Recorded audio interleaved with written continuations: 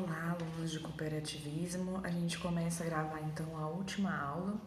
A nossa última aula do semestre trata então da última unidade também, que é a unidade 6, que vai relacionar as cooperativas e os aspectos tributários aplicáveis a elas, né? Porque, como a gente viu lá na unidade 2, o cooperativismo tem um tratamento diferenciado pela Constituição Federal. Então, é o único tipo societário, a única espécie societária que no Brasil ganha um maior destaque dentro da própria Constituição, com diversos dispositivos constitucionais que tratam do cooperativismo.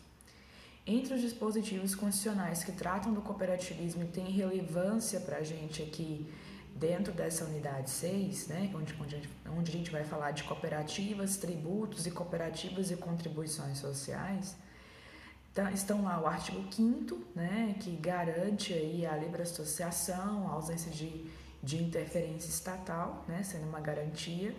O artigo 146, que vai tratar do adequado tratamento tributário ao ato cooperativo. E o artigo 174, parágrafo 2º da Constituição, que vai trazer o cooperativismo dentro da área, né, dentro do setor da Constituição, da parte da Constituição, onde trata aí das questões voltadas à ordem econômica e diz que dentro do capítulo da ordem econômica que a lei tem que estimular e apoiar o cooperativismo. Por que a gente tem que interpretar esses três dispositivos constitucionais, né, de forma unida, né, coesa? Porque na realidade é a partir deles que vai desencadear toda a análise dos tribunais superiores sobre o tratamento que é dado hoje às cooperativas com relação aos aspectos tributários aplicáveis a elas, tá? Então, dentro da unidade 6, a gente vai perpassar os dispositivos constitucionais, vai tratar dos aspectos relacionados, aspectos gerais relacionados às cooperativas e os tributos, e vai falar um pouquinho sobre as espécies tributárias aplicáveis, né, a cada cooperativa. Claro que eu tenho diversos tipos de tributos aplicáveis à cooperativa, mas eu vou dar ênfase a alguns em específico, tá? Então, a gente vai tratar na aula de hoje de imposto de renda à pessoa jurídica, o imposto sobre serviço de qualquer natureza, o ICMS, o IOF, o IPI, a COFINS, o PIS/COFINS, que são contribuições sociais, previdência social. Vamos tratar das contribuições previdenciárias e a contribuição sindical e a contribuição cooperativista, tá? Então, vamos começar primeiro pelos aspectos gerais, que são voltados lá no direito tributário. A gente sabe que o direito tributário, para que uma situação seja submetida, né, a um tributo, eu tenho que ter lei específica disciplinando esse tributo, eu tenho que ter a instituição tenho que verificar quem é o ente federativo que vai ter a competência para instituir por lei esse tributo, e isso está lá na Constituição Federal, né? Vocês lembram disso, está o direito tributário. Então, a partir do ente, da legislação e do fato gerador do tributo. Então, a legislação ainda tem que dizer quais são os atos e fatos que geram, né, a incidência de determinado tributo, porque o tributo está sujeito a alguns princípios específicos. E o primeiro princípio é o princípio da legalidade tributária.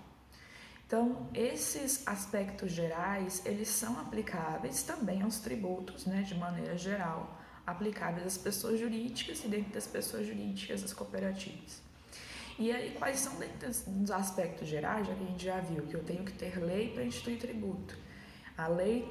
E antes de ter a lei, eu preciso saber de quem é a competência tributária, quem é que vai instituir essa legislação para tratar desse tributo, tá? Em sequência, né, depois de saber a competência, de saber qual é a legislação e a própria legislação, dizer quais são os fatos geradores aí, né, os atos e fatos que vão gerar a incidência de determinado tributo. Ótimo. E a gente precisa saber também, dentro das linhas gerais do direito tributário, uma diferenciação muito simples, tá? Mas que vai ter muita importância dentro do debate empreendido quando se trata de cooperativas e incidência aí tributária. é a diferença entre imunidade, isenção e não incidência, tá? Então, assim, quando a gente trata de imunidade tributária, a gente tem sempre que pensar que imunidade é uma limitação constitucional, tá? Então, é só a Constituição que diz quais são os atos e fatos, né? Quais são as situações jurídicas que não geram, não, que na verdade que estão imunes ao poder de legislar, né? Então, não se pode legislar sobre a questão tributária a respeito desses fatos, desses atos específicos. Então, a imunidade ela sempre está prevista na Constituição. E aí vocês vão lembrar das limitações constitucionais do poder de tributar, né, dentro das questões que envolvem imunidade sobre impostos, por exemplo, né, alguns exemplos de situações e de pessoas que não estão sujeitas aí à imunidade.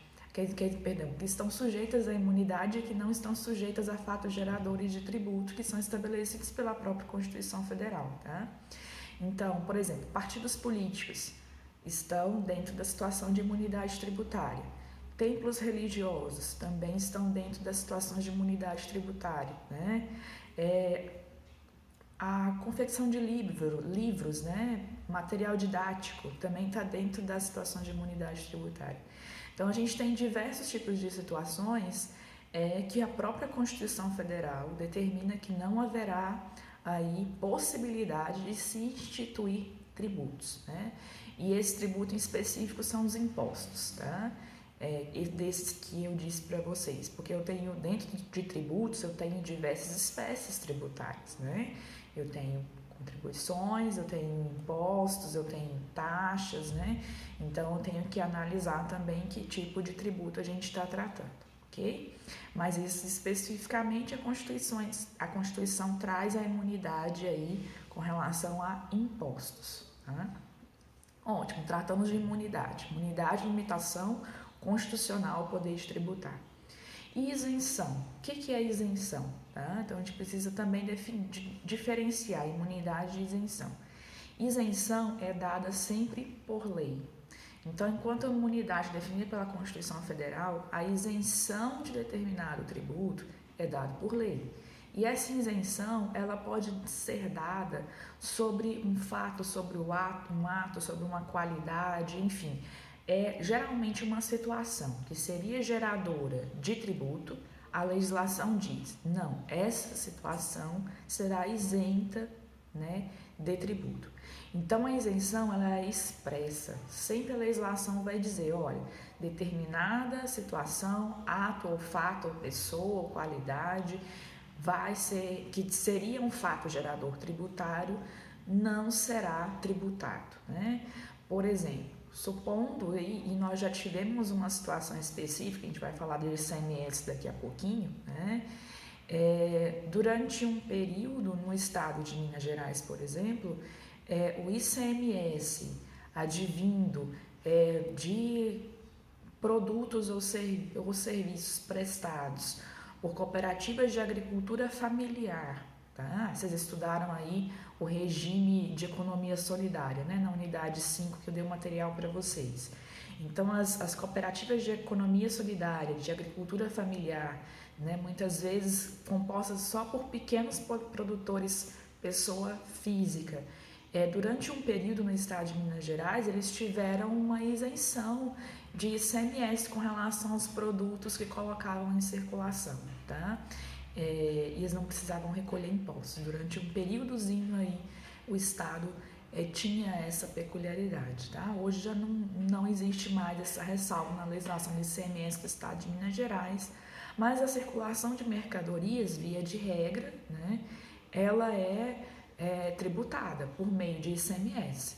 Se o estado de Minas Gerais decidir não tributar uma situação específica, por exemplo, eles não vão tributar a saída do leite das cooperativas que tenham aí faturamento até 1 milhão anual, tá? Supondo que seja aquelas pequenas cooperativas de produtores de leite, né?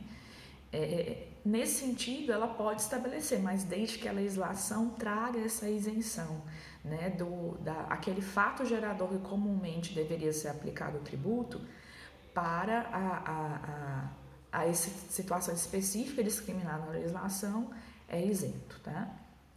Ótimo, vimos então que imunidade é limitação constitucional, isenção é uma situação jurídica trazida de excepcionalidade, de gerar algo de tributos, né, sobre uma situação jurídica específica, mas essa situação tem que ser expressa por lei, tá? E aí a gente tem a situação de não incidência.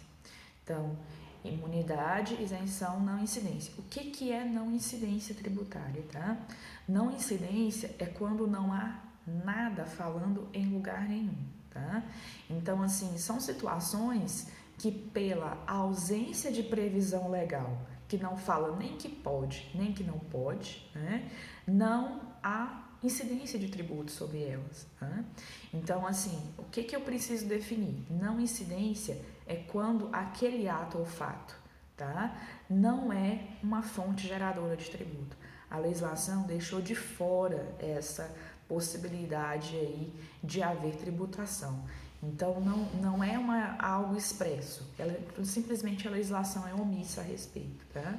Ela não quis abrir a possibilidade de tributar, né, sobre aquele fato, sobre aquele ato que está sendo colocado aí, tá? Então, assim, a doutrina tributarista, né, fala que não existe um dever legal de pagar tributo nas situações de não incidência tributária, ok?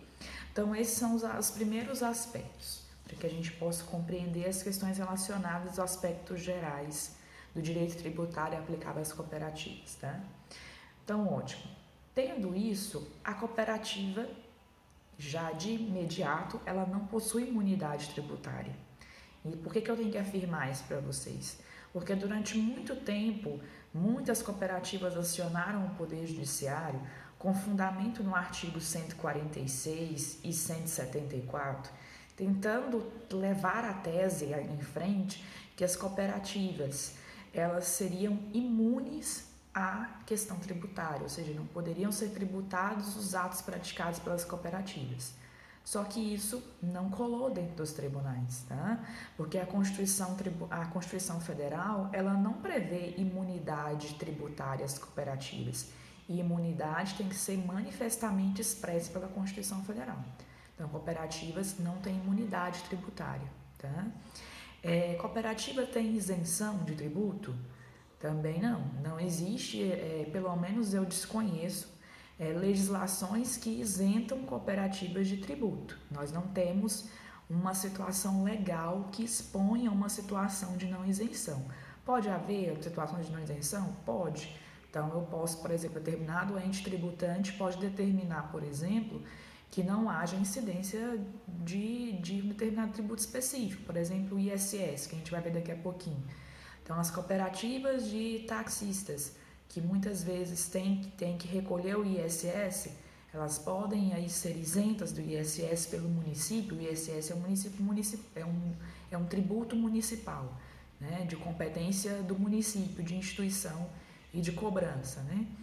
Elas podem ser isentas se o município quiser, sim, né? Mas isso tem que ser expresso. É uma situação de não incidência? Também não, as cooperativas não foram excluídas da maioria dos tributos da incidência deles, né? Mas a Constituição Federal estabeleceu no artigo 146, inciso 3º, a linha C, o dever de que seja dado, através de lei complementar, um adequado tratamento tributário ao ato cooperativo. E adequado tratamento tributário não quer dizer imunidade. Não quer dizer isenção e não quer dizer não incidência. Quer dizer que a lei tem que dar um adequado tratamento tributário, e aí se a gente interpreta esse artigo 146, junto com o inciso 3º, a linha C, né, que é onde trata do adequado tratamento tributário ao ato cooperativo, interpreta ele em conjunto com o artigo 174 da Constituição Federal, onde trata de que a lei deve estimular e apoiar o cooperativismo. Qual é a conclusão que a gente chega? Que eu preciso de uma legislação específica que não desestimule o cooperativismo na área tributária, que incentive as pessoas a quererem se associar a uma cooperativa e pagar os tributos incidentes sobre as cooperativas, mas eles sejam tributos mais justos, porque ela não é uma empresa convencional. A cooperativa tem aspectos diferentes, ela não é considerada empresa, né?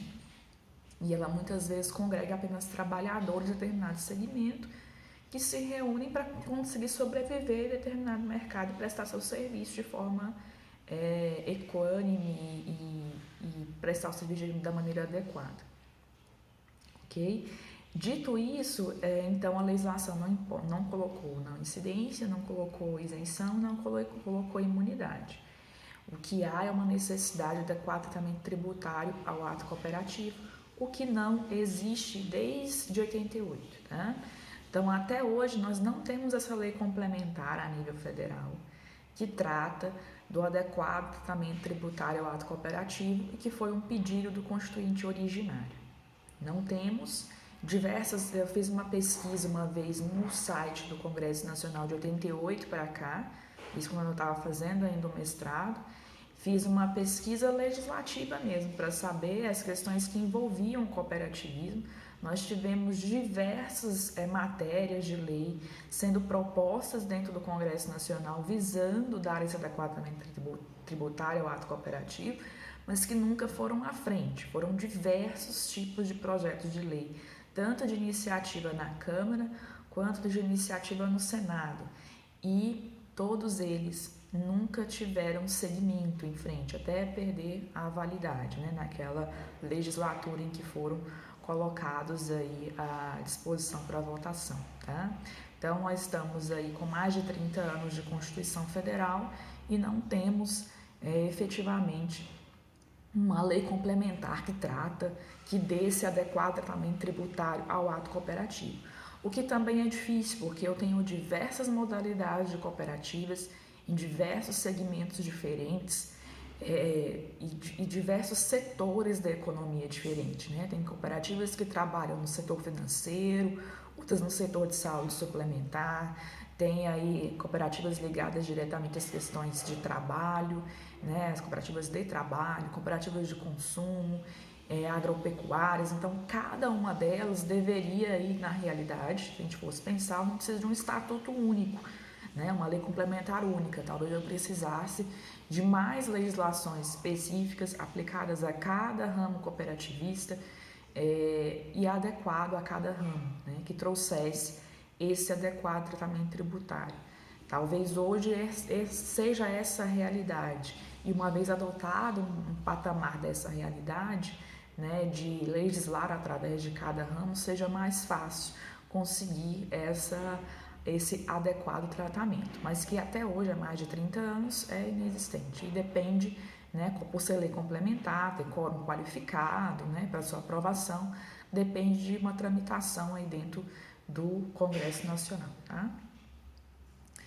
Ótimo. Dentro dos pontos que eu separei aqui, esse é o ponto, tá? Não esquecer que a lei que deve instituir esse adequado tratamento tributário é uma lei complementar, não é lei ordinária, tá? Porque a lei 5764, que é a lei geral do cooperativismo, ela trata um pouquinho, traz algumas disposições que dão já um início de que pode ser tributado ou não, especialmente quando a gente trata de imposto de renda pessoa jurídica, tá? Isso a gente vai ver mais à frente. Mas, via de regra, eu não tenho uma lei complementar vigente hoje. Isso em nenhum tributo que dê esse adequado tratamento tributário ao ato cooperativo. Eu cheguei a revisar, tem um livro novo que saiu em 2018, né, que é um livro do Alfredo de Assis Gonçalves Neto, onde ele trata aí de sociedades cooperativas, tá? E aí ele tem um capítulo aqui que é escrito, eu cheguei a revisar para ver se tinha algo mais recente a respeito de legislação, dei uma procurada, mas infelizmente até hoje, tá? Então esse tem um capítulo 8 do livro, trata efetivamente aí de cooperativas e aspectos tributários. E aí em outros livros que eu tinha aqui já são mais antigos, não dava para pegar algo mais recente, mas nada ainda relacionado a leis complementares, tá? Que tratam a respeito de de tributos. Ótimo, tem uma passagem do Wilson Alves Polônio, que é um doutrinador cooperativista, quando a Constituição fala de adequado tratamento tributário ao ato cooperativo, é muito importante esse trecho da Constituição Federal que fala de ato cooperativo, porque não são todos os atos das cooperativas que devem estar sujeitos ao adequado tratamento tributário. É só os atos eminentemente cooperativistas, tá? E essa separação é importante para fins dessa adequação tributária e é essa grande celeuma que está nos tribunais ainda até hoje e muitas vezes as cooperativas vão lutar pela diminuição da carga tributária, demonstrando que aqueles atos que estão sendo tributados não deveriam ter sido tributados daquela forma ou enquadrariam em alguma situação de isenção dada pela lei ou de diminuição de alíquota, que muitos estados, muitos entes federativos diminuem as alíquotas de determinados tributos, dizendo que essa diminuição de alíquota já está trazendo aí esse adequado tratamento tributário, porque essa é uma coisa que acontece, uma vez que eu não tenho uma legislação do ente, né, da União, os estados e os municípios começam a legislar de acordo com o que eles entendem, porque se a União é inerte, né, se o Estado Federal é inerte, então os estados membros, né, e o Distrito Federal e os municípios, eles podem agir, né, dentro da competência tributária que lhes é dada. E o que acontece é que cada estado, cada município, né, na ausência de uma lei complementar de nível federal, legisla a respeito do tratamento tributário da cooperativa da forma que quer, né? Alguns dão uma isenção, outros diminuem o valor das alíquotas aplicáveis a cada um dos impostos, né, e de outros tributos e assim vai.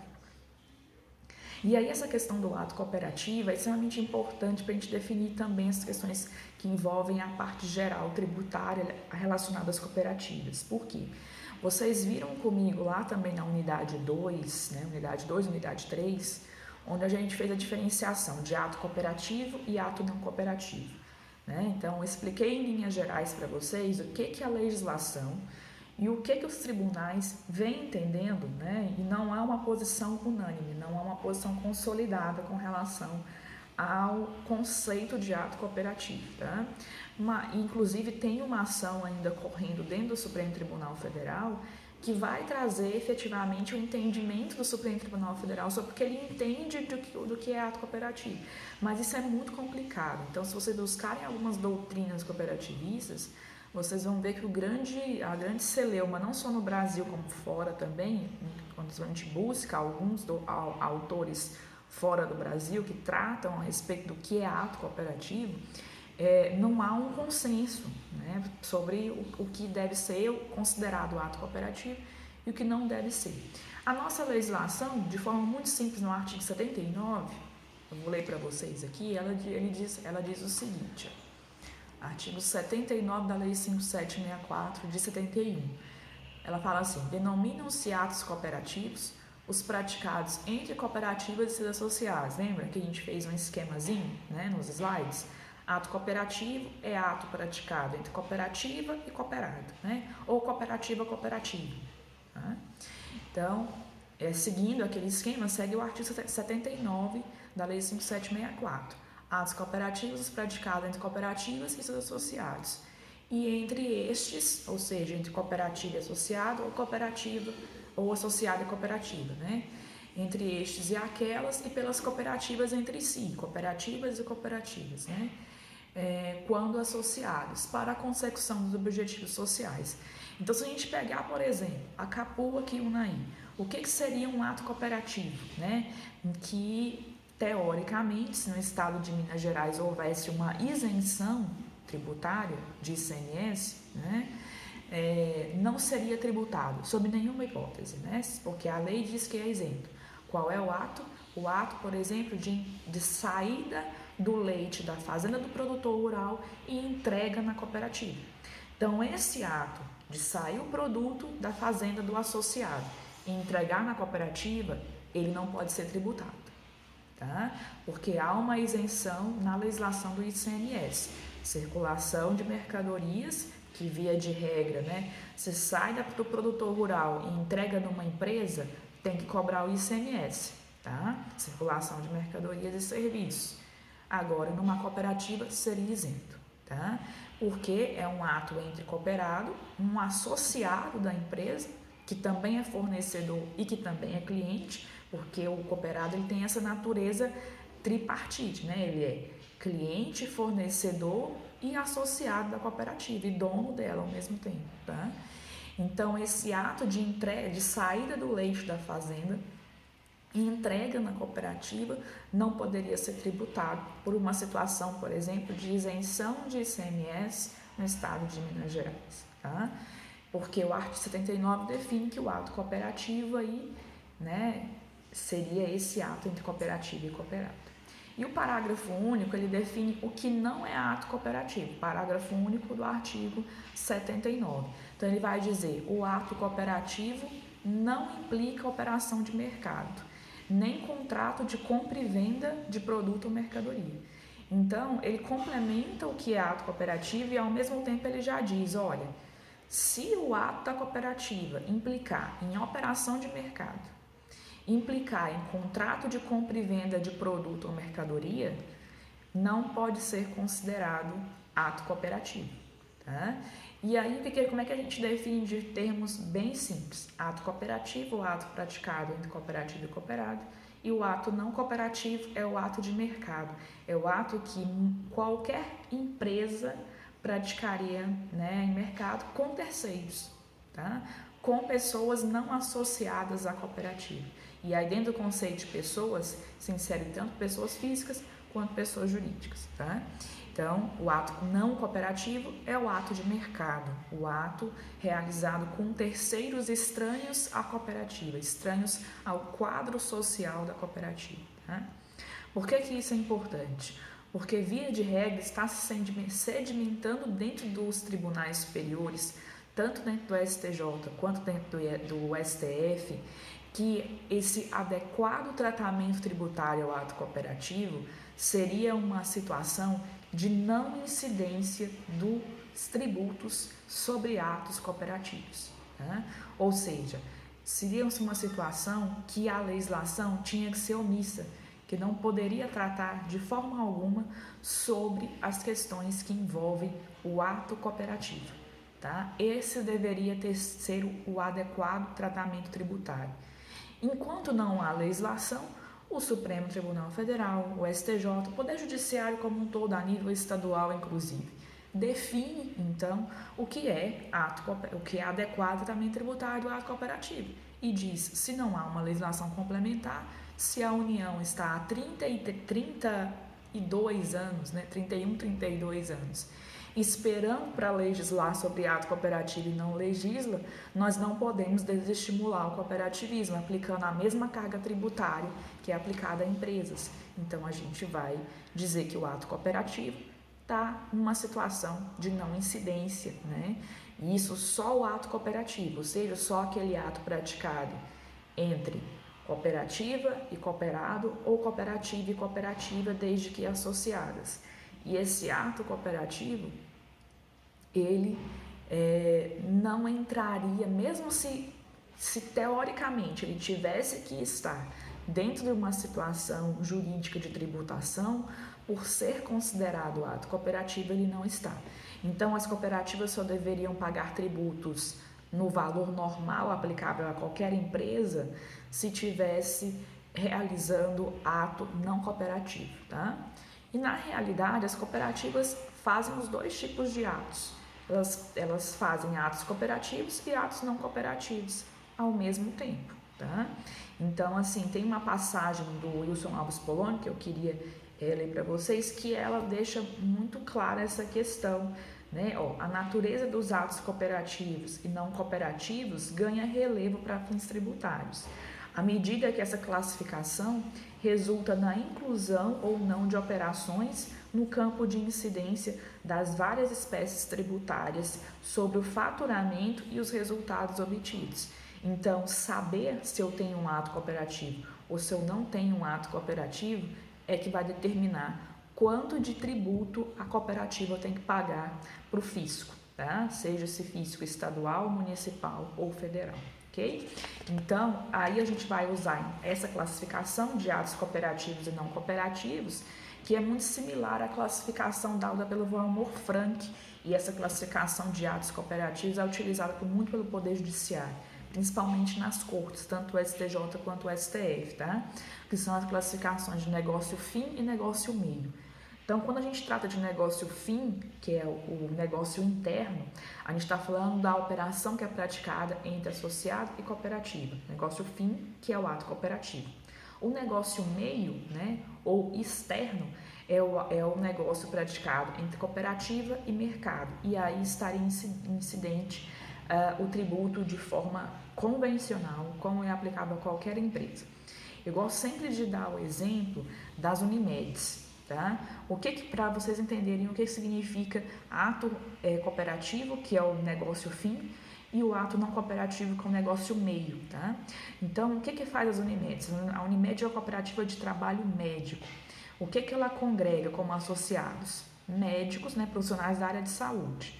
E essa cooperativa, a gente enxerga ela como consumidor, como um plano de saúde, né? Mas na realidade é uma cooperativa de trabalho, ela não é uma cooperativa de saúde. Ela congrega profissionais médicos e coloca esses médicos no mercado à disposição.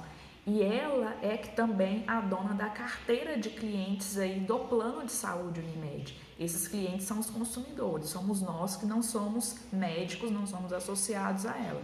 Quando você contrata um plano de saúde da Unimed, seja você pessoa física ou pessoa jurídica, vai lá e contrata o plano de saúde da Unimed. Você não é associado à Unimed. Quem é associado à Unimed é o médico que te atende pela Unimed. Ele é o dono da cooperativa, ele é o prestador de serviço para a cooperativa.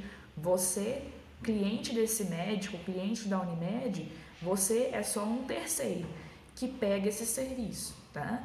Então, qual é o ato fim da Unimed enquanto cooperativa de trabalho? Ela congrega profissionais médicos, junta esses profissionais para ofertar o serviço deles no mercado. Tá? E qual é o ato meio, né? O ato externo da Unimed? Ela vende o plano de saúde, ela vende a sua carteira de associados, né? Aquele grupo de médicos, ela coloca eles no mercado, ela pega aquele valor, em vez de eles prestarem serviço para um outro plano de saúde, eles montaram um plano de saúde para eles gerenciarem e prestarem serviço aí para a comunidade onde eles estão, né? Prestarem serviços de saúde. Então, o contrato com os consumidores, né? A prestação de serviço aos consumidores não é um ato fim da Unimed, tá? O ato fim da Unimed é colocar os trabalhadores médicos no mercado, né? Congrega essa força operacional e colocar dentro do seu plano de saúde, dentro dos seus hospitais, né? Que a Unimed também é dona de hospitais, né? Então, aí ela faz isso. E aí, quem utiliza esses serviços dos médicos, né? A colocação desses serviços médicos no mercado é o negócio meio ou externo. No negócio meio ou externo, essa prestação de serviço externa para terceiros, né?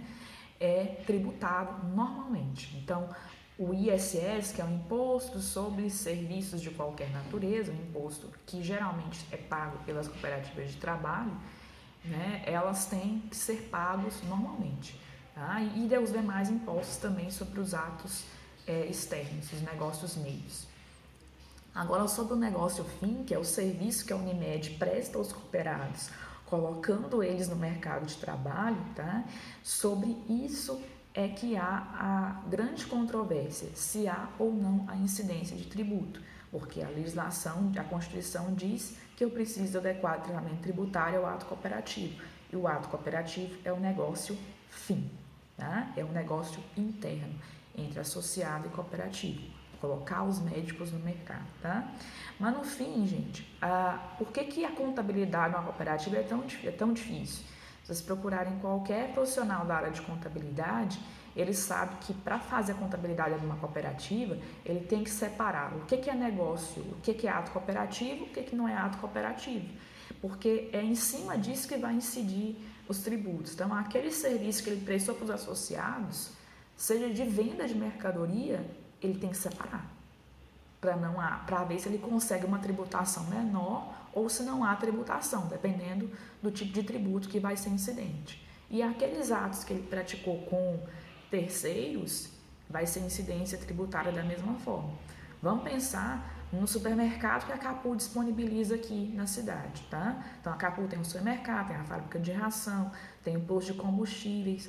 Olha o dilema que a Capu tem na área contábil, tá? Ela tem que separar quando ela presta esse serviço que está disponível na fábrica de ração, no posto de combustível, no supermercado e outros serviços que ela presta para o cooperado, ela tem que separar. Mesmo de venda de mercadoria, o cooperado vai lá no supermercado e compra na conta dele as mercadorias, né? Lá no supermercado, para a casa dele, para a fazenda dele, vai lá e compra. Tá? Então, essa compra pelo cooperado tem uma tributação, tem regras específicas de tributação. Agora, um terceiro, eu que não sou associada com a Capu e vou lá e compro um pacote de biscoito na cooperativa, o tributo incidente sobre o pacote de biscoito que eu compro, que eu não sou cooperada, é o mesmo de qualquer supermercado que eu vou. Não tem diferenciação tributária para mim, enquanto terceiro, tá? E nem para a cooperativa na hora de recolher aquele tributo, daquela venda realizada por um terceiro não cooperado. Ela recolhe tributo da mesma forma que qualquer outra empresa. Agora, para o cooperado, não. O cooperado que vai lá e compra o mesmo pacote de biscoito, ele tem uma diferenciação. Na hora de recolhimento tributário sobre aquele pacote de biscoito, que é a venda final para o consumidor, há uma diferenciação porque aquele consumidor, ele é cooperado da cooperativa. Ele também é dono daquele empreendimento, tá? Então, tem que haver essa diferenciação dada por lei. E a grande celeuma de se fazer a questão contábil de uma cooperativa é essa, separar cada ato para que não haja aí um recolhimento a maior de tributo sem necessidade. Para vocês terem noção, teve um período atrás que uma aluna minha fez um trabalho, que trabalhava na Capu, fez uma monografia tratando as questões tributárias. E ela abordou um processo que a Capu já estava há alguns anos já tramitando dentro do STJ, com valores questionando tributos, recolhimento de tributo na casa dos milhões, né? Então, assim, quando você pensa quanto maior é a cooperativa, maior é o prejuízo financeiro se ela não tiver efetivamente um setor contábil muito bem estruturado, né, e uma organização muito grande, porque senão ela vai pagar tributos sem necessidade, tá? E aí ela vai da cooperativa também com um bom segmento jurídico atuar nesse sentido, né? Verificar o que é incidente, o que é não incidente e questionar a legislação que não dá o adequado tratamento tributário, né? E os tribunais têm dado algumas respostas a alguns setores cooperativistas, tá? Deixa no material que eu vou enviar para vocês, tem algumas respostas nesse sentido conforme os tributos. E eu deixo alguns exemplos de julgados lá do STJ e do STF a respeito disso, tá bom? A gente vai encerrar esse primeiro vídeo, então a gente já passou por todos os aspectos gerais e no próximo a gente começa a tratar dos tributos em espécie, tá bom?